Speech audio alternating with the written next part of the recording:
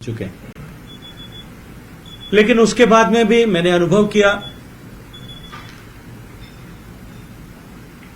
कि जिन लोगों ने पहले राजनीति की थी वो उसके बाद में भी उस पर राजनीतिक बयानबाजी और राजनीतिक बाण छोड़ने से बाज नहीं आ रहे थे। मैं सोचता था कि शायद राजस्थान के सभी लोग मिलकर के उस पर माननीय प्रधानमंत्री जी को और वर्तमान में मध्य प्रदेश और राजस्थान की सरकार और सरकार के दोनों मुखिया को उसके ऊपर धन्यवाद भी देंगे, बधाई भी देंगे। लेकिन शायद कुछ लोगों के लिए राजनीति ही एकमात्र काम है। विधानसभा में इसी तरह को लेकर के अनेक टीका टिप्पणियां की और उन टीका टिप्पणियों के चलते हुए मेरे मन में विचार आया कि एक बार जिन पत्रकार मित्रों ने इस पूरे पिछले 5 साल के कालखंड में ईस्टर्न राजस्थान कैनाल परियोजना की हकीकत को भी बहुत सारे लोगों ने हकीकत तरीके से वस्तु स्थिति में दिखाने का प्रयास किया था, लेकिन फिर भी कुछ कम्युनिकेशन गैप्स एंड एरर्स थे। उन सबको एड्रेस करते हुए, उन सबको एक बार दूर करते हुए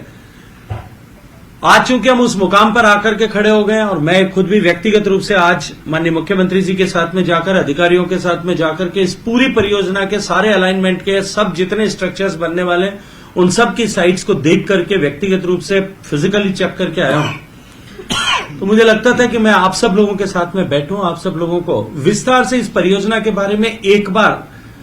हम सब लोगों की समझ हो, ताकि इसको लेकर के जो भ्रांति फैलाने की अब कोशिशें की जा रही है और इसमें इसको लेकर के अभी भी कुछ लोग राजनीति करने की कोशिश कर रहे हैं, उनका पर्दाफाश किया जा सके। तो इस ईस्टर्न राजस्थान कैनाल परियोजना का जो प्रस्तुतिकरण मैंने सोचा कि मैं आपके सामने करूं, इसको मैं 4 चरण में करना चाहता हूं। पहला ये जहां से इसका उदय हुआ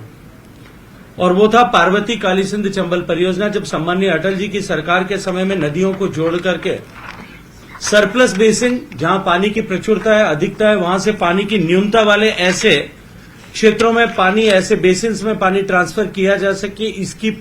परियोजना पे, इस प्रकल्प पर 2004 में बात करना प्रारंभ किया गया था। तब जो देश भर में इस तरह की संभावनाओं से भरे हुए 30 लिंक आइडेंटिफाई किए गए थे, उसमें से राजस्थान और मध्य प्रदेश के बीच में पार्वती कालीसिंध और चंबल नदियों को जोड़ने की परियोजना पीकेसी लिंक के रूप में आइडेंटिफाई की गई थी, चिन्हित की गई थी। और इस परियोजना में दोनों राज्यों के बीच में 1360 मिलियन क्यूबिक मीटर पानी का बंटवारा होना था। मध्य प्रदेश में मौनपुरा और कुंडलिया में बांध बनने थे और राजस्थान को लगभग जो पानी मिलना था 2286 एमसीएम, उससे राजस्थान का 48,000 हेक्टेयर जमीन जो है वो सिंचित क्षेत्र में आने वाली थी। लेकिन दोनों राज्यों के बीच में सहमति न बन पाई और दोनों राज्यों को ऐसा महसूस होता था कि ये हमारे लिए उपयोगी नहीं है,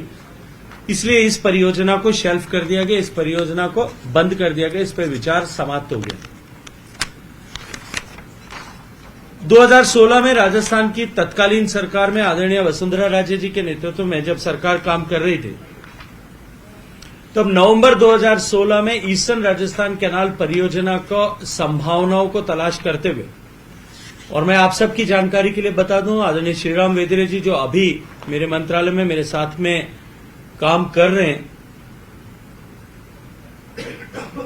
श्रीराम वेदिरे जी उस समय राजस्थान में मुख्यमंत्री जल स्वावलंबन योजना को मार्गदर्शन करने का काम यहां एक दायित्व के साथ में कर रहे थे। तब इन्होंने अधिकारियों के साथ बैठकर के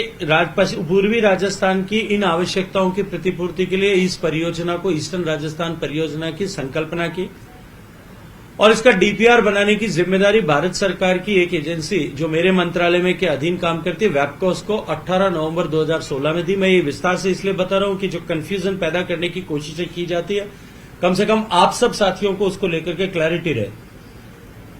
वैपकोस वाणिज्यिक संगठन है,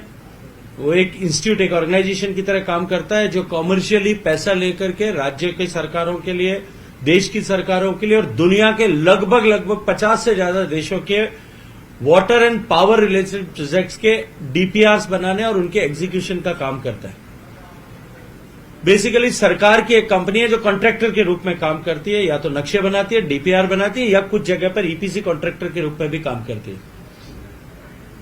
वैपकॉस ने जैसा राजस्थान सरकार की अपेक्षा थी और राजस्थान सरकार ने जो मार्गदर्शन दिया था उसके डिमांड की थी, उसके अनुरूप 17 नवंबर 2017 को डीपीआर बना करके राजस्थान सरकार को सबमिट किया था। वेबकॉस क्योंकि नक्शा बनाने वाली संस्था है, तो जो टर्म ऑफ रेफरेंस प्रिंसिपल ने सरकार ने दिए थे, उन टर्म ऑफ रेफरेंस के आधार पर ही उसे जो है डीपीआर बनानी थी। सामान्यतया देश में 75% डिपेंडेबिलिटी पर ही सारे प्रोजेक्ट बने। 60 के दशक से जब देश में बांधों का निर्माण की प्रक्रिया प्रारंभ हुई थी, तब से लेकर के अब तक सारे प्रोजेक्ट्स 75% डिपेंडेबिलिटी पर ही बनाए गए। लेकिन राजस्थान सरकार ने इसको 50% डिपेंडेबिलिटी पर डीपीआर बनाने का आग्रह किया था और निर्देश किया था। उसके चलते हुए 50% डिपेंडेबिलिटी पर ही बनाया गया। मैं आप लोगों की समझ के लिए कि कुछ लोगों को शायद इस बात की जानकारी न होगी कि 75% और 50% डिपेंडेबिलिटी का फर्क क्या है। कोई भी 4 साल देश के हर नदी में कितना पानी हर साल बहा है, पिछले 100 साल के डेटा सब नदियों के हैं। कोई भी 4 लगातार साल में से 3 श्रेष्ठ साल को यदि हम माने तो वो 75% डिपेंडेबिलिटी होगी, और अगर 2 श्रेष्ठ सालों का औसत लेंगे तो 50% डिपेंडेबिलिटी होगी। और जब 50% डिपेंडेबिलिटी पर कोई प्रोजेक्ट बनाएंगे तो सामान्य समझ का विषय है कि ज्यादा जो है पानी अवेलेबल ऐसा दिखेगा, लेकिन ऐसा नहीं हो सकता कि कोई प्रोजेक्ट बनाया जाए तब 2 साल तो पानी मिलेगा और 2 साल तक न पीने का पानी होगा न खेती का पानी होगा। तो उसके लिए उसके अनुरूप बड़े रिजर्वायर्स बनाने पड़ेंगे, ज्यादा खर्च करना पड़ेगा, और अगर एक बार एक जगह पे बड़े रिजर्वायर बनेंगे तो नीचे डाउनस्ट्रीम में पानी कभी नहीं पहुंचेगा। इसलिए इसको दिखाने के लिए इस तरह का इन्होंने एक ये जो है स्लाइड आपके सामने बनाया है। इसीलिए भारत सरकार ने, योजना आयोग ने सब राज्यों के साथ में व्यापक कंसल्टेशन करके 75% डिपेंडेबिलिटी पर ही प्रोजेक्ट बने, इसकी जो है व्यवस्था देश भर में की है। और इसके बाद में 3 बार कांग्रेस सरकारों के समय में 3 बार इसको रिवाइव करने, इसको एक बार रिव्यू करने की व्यवस्था की भी कवायद हुई। 2014 के फरवरी में आखिरी बार रिव्यू हुआ था, तब भी यह तय कर दिया गया था कि कोई भी प्रोजेक्ट 75% से कम नहीं बनेगा। पूर्वी राजस्थान परियोजना में हम सबको जानकारी है 13 जिले, जिन 13 जिलों के जो है अलवर, भरतपुर, धौलपुर, करौली, सवाईमाधोपुर, दौसा, जयपुर, अजमेर, टोंक, बूंदी, कोटा, बारां, झालावाड़ को इनके पेयजल की आवश्यकता आने वाले कुछ 30 साल तक की 1723 एमसीएम, उसके लिए 9 जिले में जो पुराने बांध हैं या छोटे तालाब हैं जिनसे सिंचाई होती है लेकिन पानी की कमी के कारण से उनसे सिंचाई नहीं हो पाती, उनको भर करके उनकी सिंचाई हो सके, उसके लिए 80,000 हेक्टेयर की स्टेबलाइजेशन के लिए। और धौलपुर और सवाईमाधोपुर 2 जिलों में 2 लाख हेक्टेयर नई कमांड सृजित करने के लिए और औद्योगिक आवश्यकता के लिए 286 एमसीएम पानी की व्यवस्था इस तरह से करके कुल इस 40,000 करोड़ के लागत के प्रोजेक्ट की कल्पना की गई। और ये जो पानी की डिमांड जो है आवश्यकता, ये राजस्थान सरकार ने अपने स्तर पर डिमांड जनरेट की थी कि हमको इतने पानी की आवश्यकता इसी तरह। तो ईआरसीपी पर आप केंद्रीय मंत्री गजेंद्र सिंह शेखावत को सुन रहे थे, उनकी प्रेस कॉन्फ्रेंस। फिलहाल इस बुलेटिन में इतना ही। आप देखते रहिए न्यूज़ 18 राजस्थान। नमस्कार।